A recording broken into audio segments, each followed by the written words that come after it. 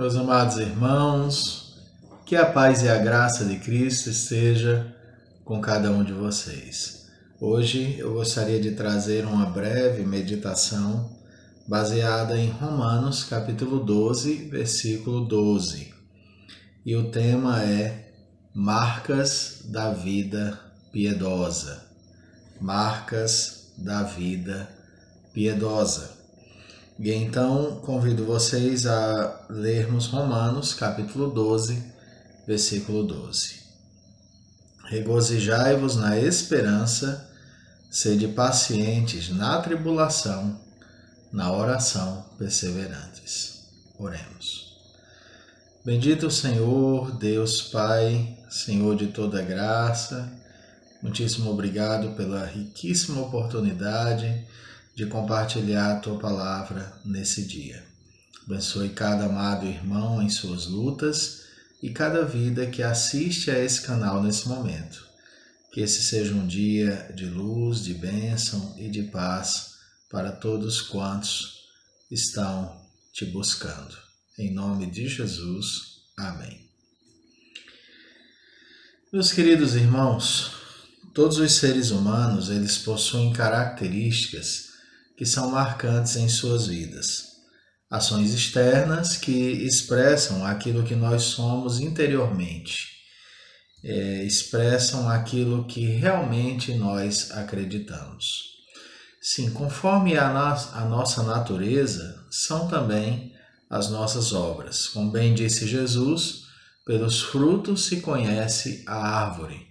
Como cremos internamente, assim nós agimos externamente. Jesus disse: ou fazei a árvore boa e o seu fruto bom, ou a árvore má e o seu fruto mau, porque pelo fruto se conhece a árvore. Queridos, em nossas ações nós declaramos muito mais do que fatos. Nós declaramos quem somos e em que nós acreditamos. Em suma, quem somos verdadeiramente é demonstrado por aquilo que nós fazemos e por aquilo que nós não fazemos. E aí eu queria então pensar com vocês em que nós temos crido e em quem nós cremos para nós vivermos uma vida de fato piedosa. O capítulo 12 de Romanos, Paulo declara como deve ser o comportamento daqueles que são verdadeiros adoradores do Senhor. O verdadeiro culto, queridos, é bem mais que uma liturgia bem delineada. O verdadeiro culto é racional e envolve uma não conformação com o mundo à nossa volta.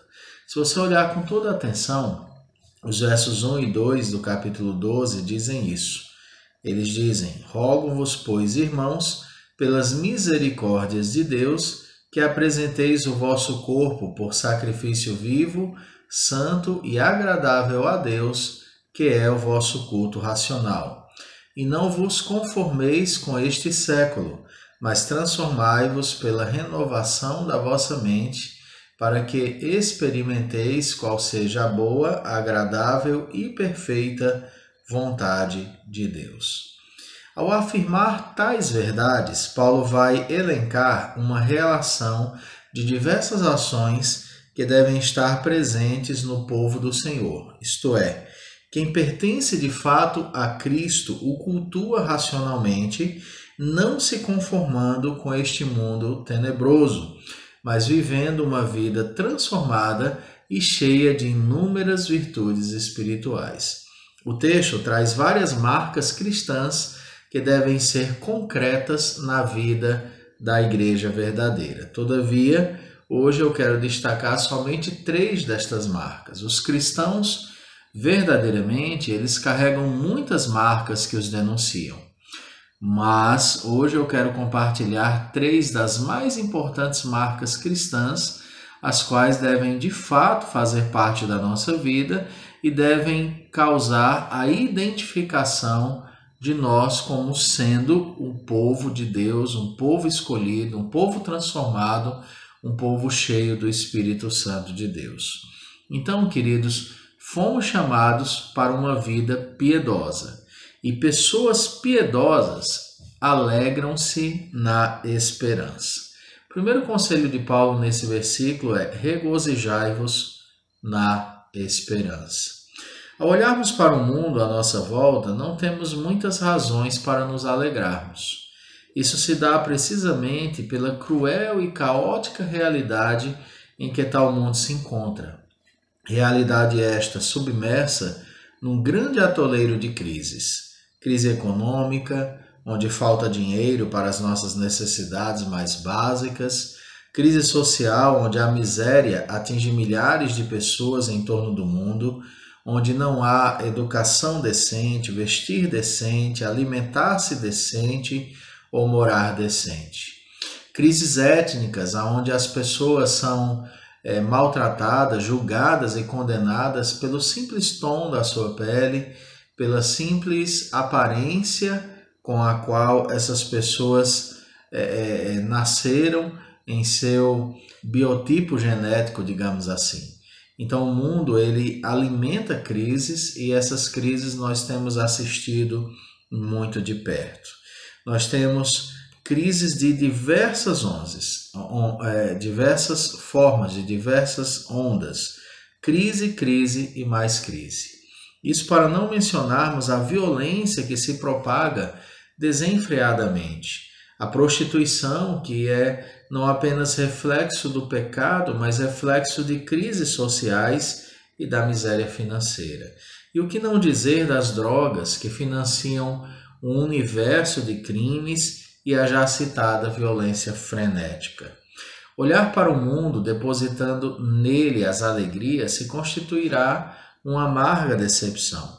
Todavia nós que tememos ao Senhor temos grande razão para a alegria, e essa razão está no celeste por vir.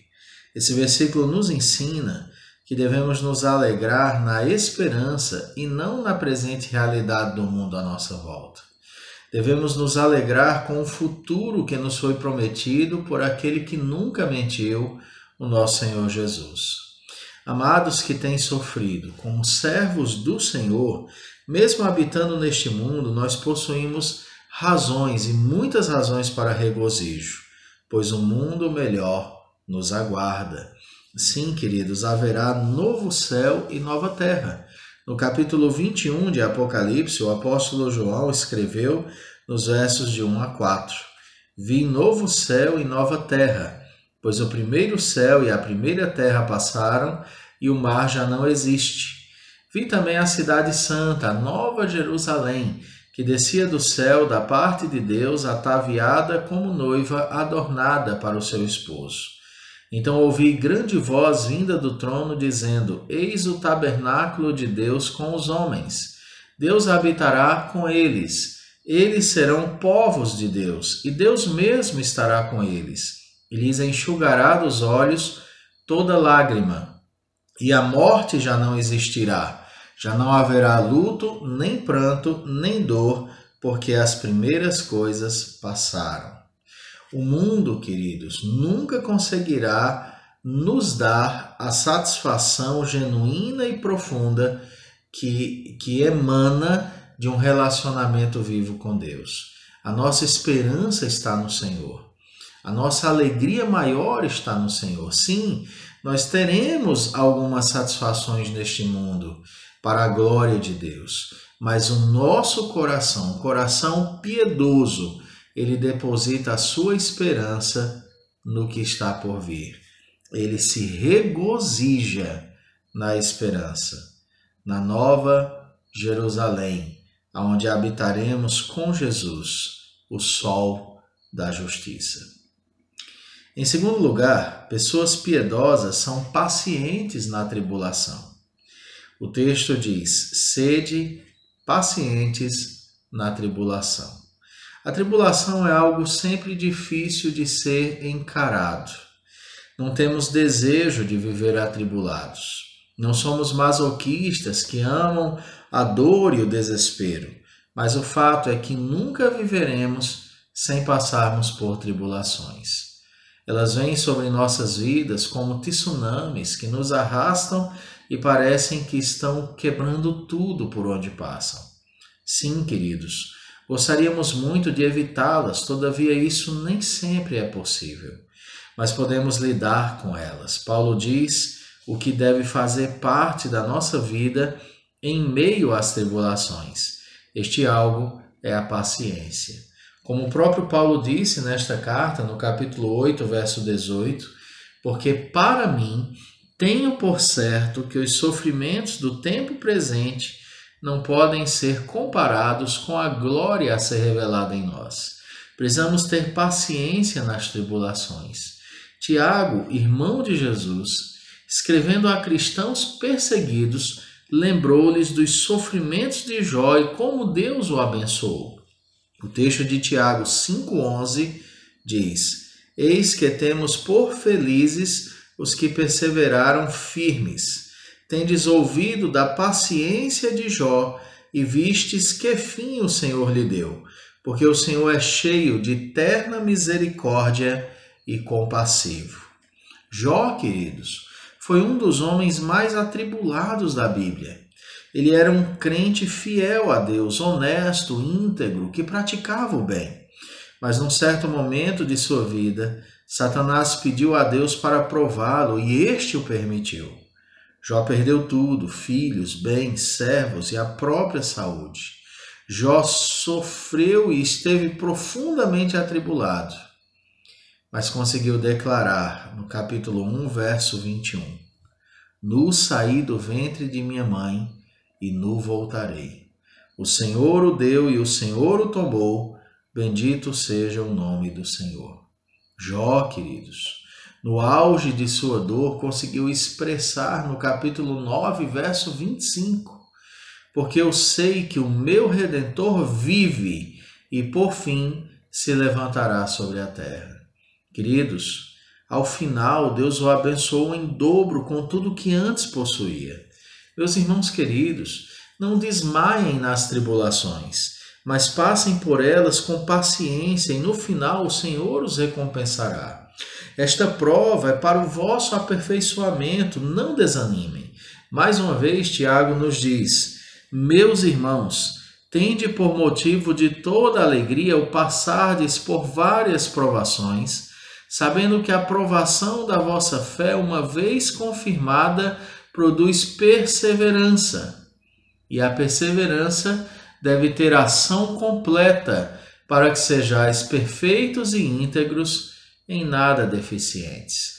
E o apóstolo Paulo, ainda na carta aos Romanos, ele disse: Também o Espírito, semelhantemente, nos assiste em nossa fraqueza, porque não sabemos orar como convém. Mas o mesmo Espírito intercede por nós sobremaneira, com gemidos inexprimíveis. E aquele que sonda os corações sabe qual é a mente do Espírito, porque segundo a vontade de Deus é que ele intercede pelos santos. Sabemos que todas as coisas cooperam para o bem daqueles que amam a Deus, daqueles que são chamados segundo o seu propósito. Porquanto aos que de antemão conheceu, também os predestinou para serem conformes à imagem de seu Filho, a fim de que ele seja o primogênito entre muitos irmãos. E aos que predestinou, a esses também chamou. E aos que chamou, a esses também justificou. E aos que justificou, a esses também glorificou. Que diremos, pois, à vista dessas coisas? Escute, se Deus é por nós, quem será contra nós? Aquele que não poupou o seu próprio Filho, antes, por todos nós o entregou, porventura não nos dará graciosamente com ele todas as coisas? Quem tentará acusação contra os eleitos de Deus? É Deus quem os justifica. Quem os condenará? É Cristo Jesus quem morreu, ou antes quem ressuscitou, o qual está à direita de Deus e também intercede por nós. Quem nos separará do amor de Cristo? Será que alguma tribulação pode lhe afastar do amor de Cristo? De modo nenhum. Será tribulação, angústia ou perseguição, ou fome, ou nudez, ou perigo, ou espada? Como está escrito, diz o texto, por amor de ti somos entregues à morte o dia todo. Fomos considerados como ovelhas para o matadouro. Em todas estas coisas, porém, somos mais que vencedores por meio daquele que nos amou, porque eu estou bem certo de que nem a morte, nem a vida, nem os anjos, nem os principados, nem as coisas do presente, nem do porvir, nem os poderes, nem a altura, nem a profundidade, nem qualquer outra criatura poderá separar-nos do amor de Deus que está em Cristo Jesus, nosso Senhor. Escute o que eu vou lhe dizer. Nenhuma tribulação pode afastar você de Deus. Nenhuma tribulação pode arrancar você das sábias e poderosas mãos do Senhor. Você está seguro nas mãos de Deus. Na sua tribulação, não se desespere, mas tenha paciência. Essa luta vai passar e certamente, ao final dela, você poderá dizer: bem sei que tudo podes e nenhum dos teus planos podem ser frustrados. A terceira verdade que eu quero deixar para você hoje é que pessoas piedosas perseveram na oração. O texto diz: na oração, perseverantes. Perseverança é uma palavra que jamais pode estar dissociada de nossas vidas cristãs. É o chamado quinto ponto do calvinismo, perseverança dos santos. Deus começa a redenção na eternidade e a consumará na eternidade. Pois aquele que começou a boa obra nos escolhidos há de completá-la até o dia de Cristo Jesus. A Bíblia diz: estou plenamente certo de que aquele que começou a boa obra em vós há de completá-la até o dia de Cristo Jesus. Deus irrevogavelmente preserva, pelo seu soberano poder, em amor e santidade, os seus eleitos em estado de graça até o fim. Sua vida não será uma vida à deriva. O Deus que começou a boa obra em você vai completar, sem sombra de dúvidas, até o dia de Cristo Jesus. O autêntico crente deve possuir uma vida perseverante. Dentre as muitas áreas desta perseverança, a oração deve ocupar grande importância na prática cristã. A igreja primitiva perseverava na oração, conforme Atos 2,42, e perseveravam na doutrina dos apóstolos e na comunhão, no partir do pão e nas orações.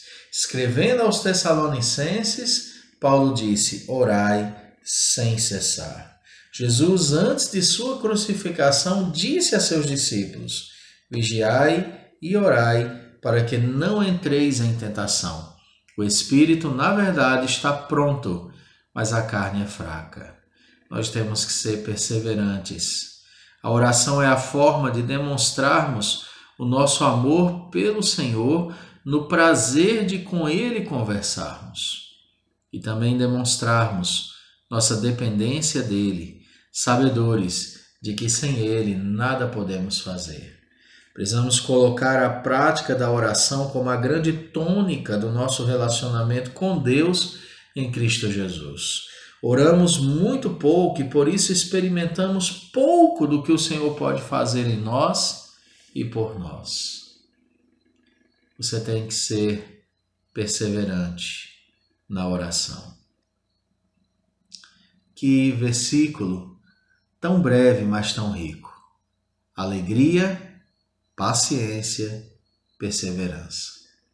3 virtudes que devem estar presentes na vida daqueles que são cristãos piedosos. Lembremos que nossas atitudes revelam muito do nosso coração. Quem de fato somos? Que tipo de culto está expresso no nosso viver diário? As marcas que possuam, elas denunciam que eu pertenço a Jesus? Somos santos no templo e pecaminosos fora dele? Já nos conformamos com este século? Queridos, reflitamos nessas verdades e de coração coloquemos em prática cada uma delas. Louvado, exaltado seja o nome do Senhor. Coloque sua vida intensamente com uma vida perseverante diante do Senhor. Vamos orar. Querido Deus, bondoso e amado Pai, com muita gratidão nós te louvamos nesse momento, porque o Senhor tem sido profundamente generoso conosco. Nos auxilia a cultivarmos essas tão ricas virtudes cristãs, para que no tempo devido nós possamos exaltar teu santo nome com as nossas vidas. Em nome de Jesus. Amém. Que Deus te abençoe, meu querido, e que você continue acessando o nosso canal, os vídeos, convidando pessoas a se inscreverem e lembrando que logo mais à noite nós temos uma exposição das Sagradas Escrituras. Deus seja contigo e com sua família.